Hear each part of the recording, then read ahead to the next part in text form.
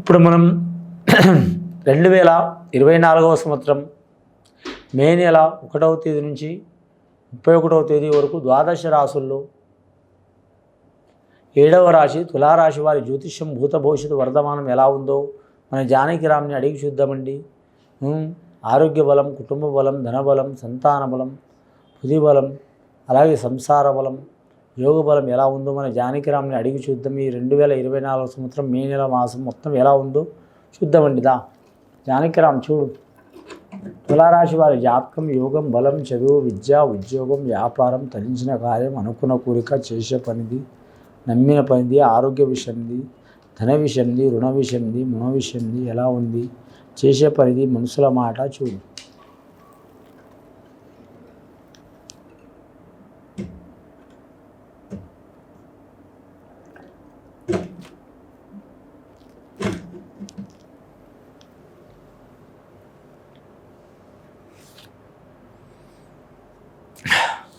ముఖ్యంగా తులారాశి వారి జాతకంలో చెప్పాలంటే పాండురంగ స్వామి వచ్చినండి. అమ్మదయ ఉంటే అన్నీ ఉన్నట్లే అన్నట్టు బెజవాడ కనకదుర్గమ్మ వచ్చిందండి. అలాగే వారి పేరు మీద చెప్పాలంటే మాత్రం షిరిడి సాయిబాబా వచ్చిందండి. అలాగే వారి జాతకంలో సరస్వతి దేవత, సకల విద్యకారకురాలు సరస్వతి దేవత వచ్చిందండి.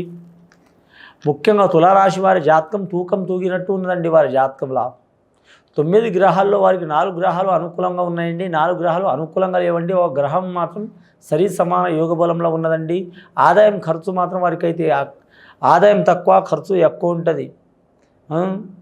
ఆలోచించడం ఎక్కువ ఉంటుంది, పనిచేయడం తక్కువ ఉంటుంది.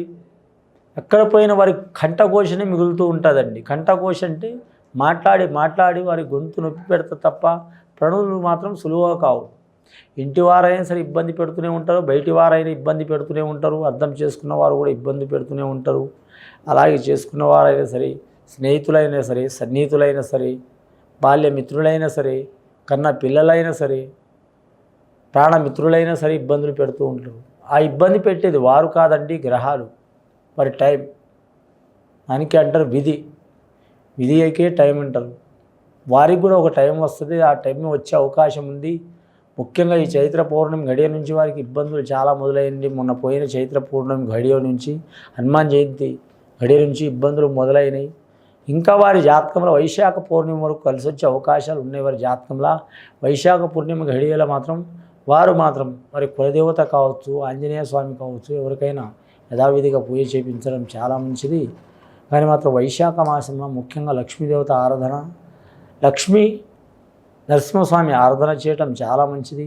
ఈ తులారాశి వారి గుణం ఎలా ఉంటుందంటే అండి, పిల్లల కాడ పిల్లల మనస్తత్వం, పెద్దల కాడ పెద్దల మనస్తత్వం, స్త్రీల కాడ స్త్రీల మనస్తత్వం, మేధావుల కాడ మేధావుల మనస్తత్వం, మూర్ఖుల కాడ మూర్ఖుల మనస్తత్వం, డాక్టర్ల కాడ డాక్టర్ల మనస్తత్వం, ఆల్రౌండర్ ఉంటుంది వీరికి. నవరసాల గుణం ఉంటుంది. నవరసాల గుణం అంటే మాత్రం కోపం ఉంటుంది, భావోద్వేగం, నవరసాలు ఉంటాయండి. భావోద్వేగాలంటే అర్థం చేసుకోవాలి. 9 రకాలు ఉంటుంది వీరి జాతక బలానికి. అలాంటి గుణం ఉంటుంది. ఎవరి మాట అయినా వింటారు, అందరు నా వాళ్ళే అనుకుంటారు. లాస్ట్కి మాత్రం వీరికే నెత్తికి సున్నం రాయాలనుకుంటారు, రాస్తారు. వీళ్ళకి అర్థం కాదు, ఫస్ట్ తర్వాత రాసినని అర్థమవుతుంది. తొందరగా నమ్ముతారు, అసంటి స్వభావం. ఇంకా ధర్మబద్ధంగా తూకం తూగినట్టే ఉంటారు. ఎవరన్నా వీరిని చూసి ఏమనుకుంటారో తెలుసా? ముఖ్యంగా మాత్రం తులారాశి వారు మాత్రం ఇది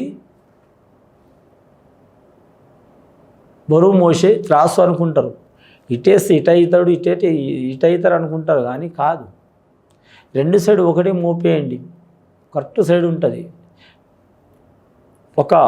దాని కింద మాత్రం ఏదో వారు తేడా చేస్తే వారు అవుతారు తప్ప వీరు కానీ చేయాలని చేయరు. వేరే వాళ్ళు వీళ్ళతో తేడా చేపిస్తారు తప్ప వీరు చేయరు. అసలు స్వభావం ఉంటుంది. స్త్రీలకు మాత్రం చాలా అద్భుతమైన యోగం ఉంది.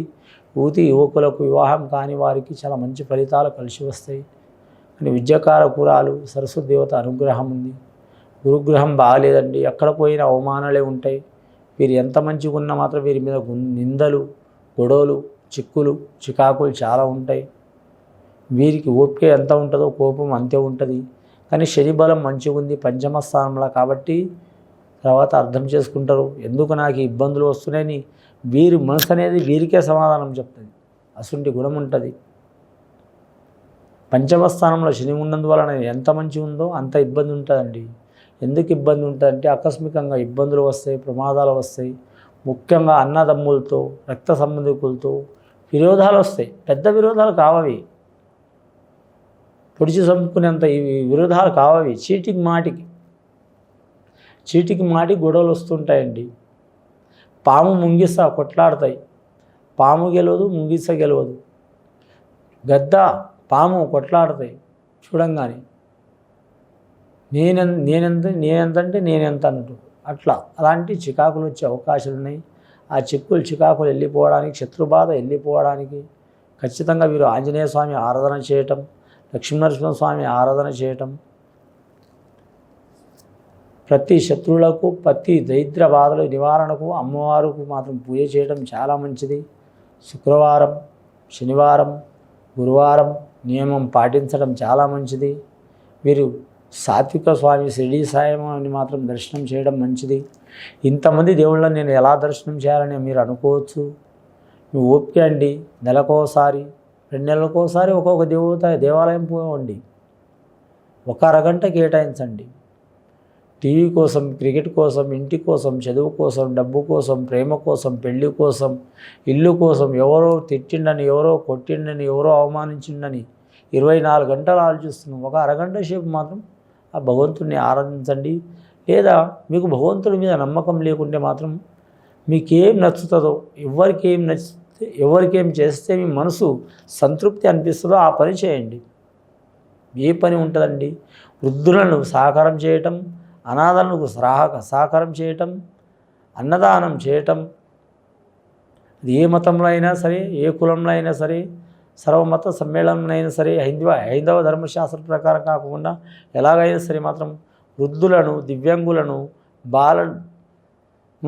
బాలికలను, అనాథ బాలికలను, అలాగే మాత్రం దివ్యాంగులను, అలాగే మాత్రం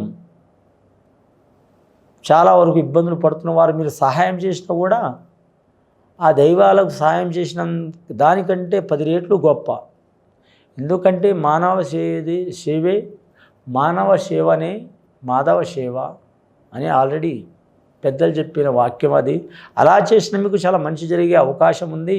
ఎలాంటి ఇబ్బంది వచ్చినా కూడా మాత్రం మీరు వాటిని ఎదుర్కొని తట్టుకొని నిలబడే సత్తా మీ జీవితంలో మొదలవుతుంది.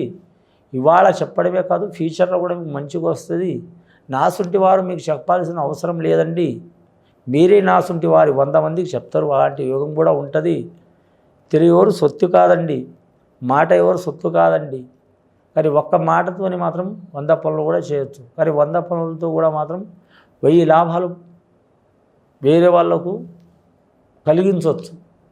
కానీ ఒక్క మాటతో కూడా మాత్రం చెడు మాటతో ఇబ్బంది పెట్టవచ్చు. చెడు కాకుండా మాత్రం మంచి చేయండి. శత్రువులకు ఇబ్బంది పెట్టేవారికి ఎలా చేయాలంటే ఎక్కడ పెట్టాలంటే అక్కడ పెట్టాలి. మీతో 20 ఉన్నవారు, గొడవలు ఉన్నవారితో మాట్లాడకపోవటం మంచిది. లేదా మాట్లాడిన కూడా ఆచితూచి మాట్లాడటం మంచిది. లేదా చాలా ప్రాణమిత్రులు ఉంటారు, చాలా దగ్గర వాళ్ళు ఉంటారు, చాలా రక్త సంబంధికులు ఉంటారు. అలాంటి వారితో ఏం చేయాలంటే మాత్రం మీరు అప్పు అడగటం మంచిది. మీ కాడ ధనం ఉన్నా సరే మీరు అప్పు అడగాలి. అప్పు అడిగితే మాత్రం ఆటోమేటిక్గా మాత్రం ఎంత గొప్పవారైనా దూరం పోతారు. మీరు అనుకోవచ్చు మీ మనసుకు మాత్రం నేనేంది అప్పు అడగడం ఏంది, నా పడని వాళ్ళతో అప్పు అడగడం ఏంది అనుకోవచ్చు. ఒకసారి ట్రై చేసి చూడండి, మీకు అర్థమవుతుంది. ఆల్రెడీ అది నేను చెప్పిన వాక్యం కాదండి, శాస్త్రవచనంలో ఉంది, చాలా వరకు ఉంది.